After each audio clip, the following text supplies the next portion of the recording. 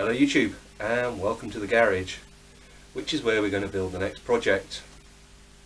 Now, I've decided to do this project in the garage for a couple of reasons. The first one is the conservatory, great place for building bikes, very convenient for popping into the kitchen for a cup of tea or up to the loo.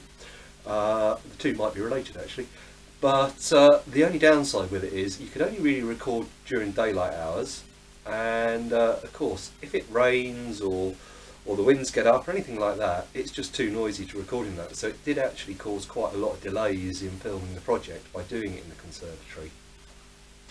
So we're here in the garage. I've been a bit busy.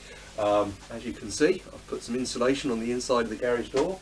I've also put a draft excluder under the door and sealed some of the gaps around the frame so that hopefully it's a little bit warmer in here. I have got a little fan heater, so hopefully that will now cope. But the other advantage with having it in the garage is, of course, I've got the lift, which the bike is currently on at the moment, so that should again make life a lot easier all round. So what is the project? Well, it's not going to be another NC23, although there is one in the garage. That one is actually my race bike, and it's going to get moved into the conservatory for a bit of a winter refresh. It's going to get a few upgrades as well that I didn't do on the red and white one, so I will probably film those for people who are interested. So we're going to upgrade the forks. Not sure whether to go down the CBR 600 route or whether I'm just going to put emulators in them yet. We'll have a look at that. And there's a few other little jobs that I need to do that may or may not get filmed.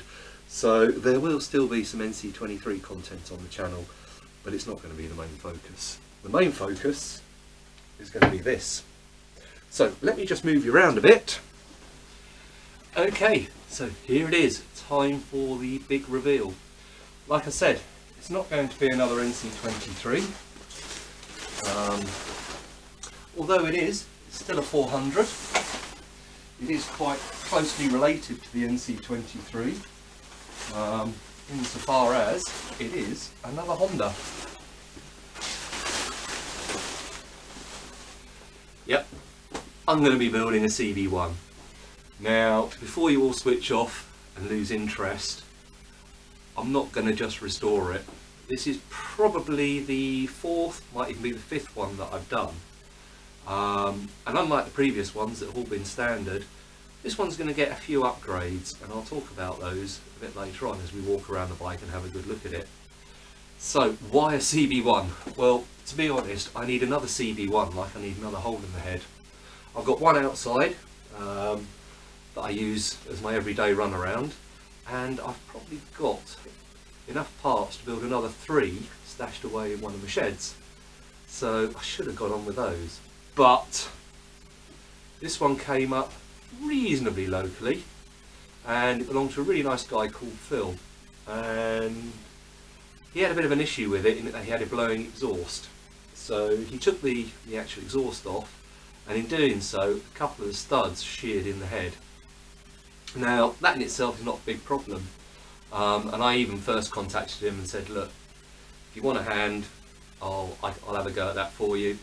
And he said, yeah, thanks for the offer, really kind, but he's just moved house, so he's got a brand new house, and he's just become a father. So, Phil, I hope you like what I'm going to do to the bike, and I hope mother, baby and father are all doing well. So yeah, best of luck to you. So here it is, Honda CB1. It's going to get a few modifications, and let's go and grab the camera, go into shaky cam mode. We'll have a walk around the bike, we'll have a bit of a look at it and see what needs doing and what doesn't need doing. Okay, so here we are at the front of the bike. You can see it's all pretty standard. Got these horrible crash bars on. I can kind of see the sense in them, but I don't like them, so they're going. And if we just have a look down here, hopefully you can see some of the sheared off studs. The bike itself is in pretty good condition, and the original plan was to just fix the exhaust and sell it on to someone else. But the more I looked at the bike, the more I realised that it was at that point where it could actually become a really nice bike with a bit of money spent on it and a bit of time. And also, as I looked at it, as you can see, the frame is starting to suffer from corrosion. So really, it kind of needs taking apart, frame powder coating, and putting back together again before it gets beyond the point of no repair. So let's have a look. What are we going to change? Well, the stock forks are pretty good. There's no pitting on the stanchions, and my first thought was, well, yeah, let's put it back to standard. But I've been wanting to do something a bit different with the CB1 for ages. So the first thing we're going to do is we're going to swap out the front end. And I'm going to put a more modern front end and one with a bit of adjustability on it. The standard CB1 front end, it's a basic damper rod fork, and it works okay, but there's definitely room for improvement. Now the clocks, again, they're in pretty good nick, and you can see the mileage is showing us 77,000 kilometres, so the mileage is a bit high, but it certainly ran and fired up without the exhaust okay, so I'm not too worried about that. But the clocks are going.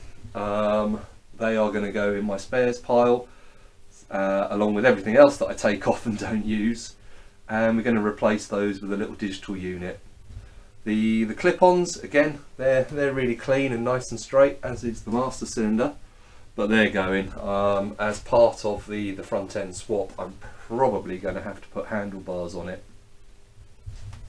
The tank's not too bad, although there's a bit of a ding in the back, and I don't know if you can see it in this light. There we go. There is a bit of a ding in the top of the tank where it looks like something's dropped on it.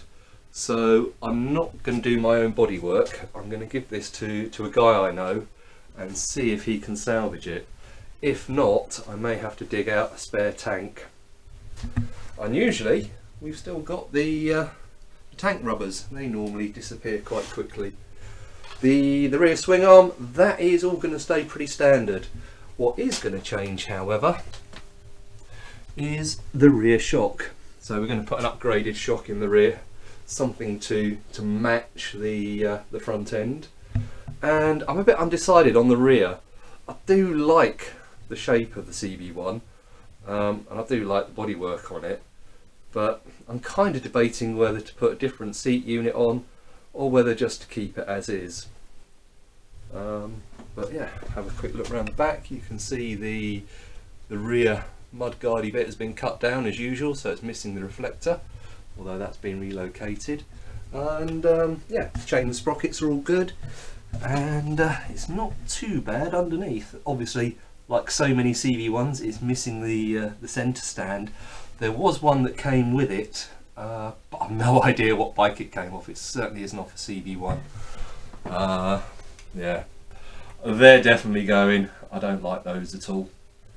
We're going to change the foot pegs over. I might even do a slightly more rear set of foot pegs. It all depends how the bike feels once I get the handlebars sorted out. So there she is. I think, like I said, good little project, and very definitely at that point where she probably needs saving now before it goes downhill. Should I be calling it a she, or is it just the bike? Anyway, I'm going to move you back onto the tripod, and we're just going to have a little chat about a few other ideas I've got. One thing I forgot to mention is the exhaust. Obviously it came with the original exhaust. It's a proper stainless steel Japanese spec one. But as well as the suspension mods, I'm actually going to do a few engine mods as well. The NC27, or the CB1, is basically a detuned CBR 400 or NC23 engine. It's got different cams in it and a different ignition module. And power wise it's quite a bit down on the NC23s. So I'm going to actually stick a set of NC23 cams in it, stick an NC23 ignition module on it, and we're going to upjet the carbs to suit. Carbs are basically the same as the NC23 anyway, So hopefully we can release a few extra horsepower out of it and make it a little bit more exciting. Might also get a quick action throttle for it as well. And then the exhaust itself, that's going to get changed. Going to get rid of the restrictor in the standard exhaust, and we're probably going to go for an aftermarket slip-on. Again, it's all a bit up in the air at the moment. Style-wise, I do like the little CB1s. The problem is they came out in 1989 and they do kind of look very much of their era. And I think it could do with a bit of an update, really. Bring it more up to date in style. So in order to do that, I might be changing the headlight unit. Certainly going to change the colour scheme, but I'll let you wait and see what that's going to be nearer the time. But like I said, because of this dent in the tank, I'm not going to do the bodywork myself. I'm going to give that to a guy I know and see what he suggests. And he's actually going to do the spraying on it. I'm not. Certainly this time of year, it's too cold in the garage, and having done spraying in here before, it is just a nightmare. You have to put dust sheets up and mask everything off, and you still end up with overspray everywhere. So I'm just going to leave it to the professionals. Like I said, the frame, the wheels, and various other parts are going to receive powder coating. So going to leave that to the experts, and yeah, I hope it's going to be a project of interest to you all. I hope you enjoy it, and I'll see you in the next one where we start dismantling it. So take care of yourselves and see you soon.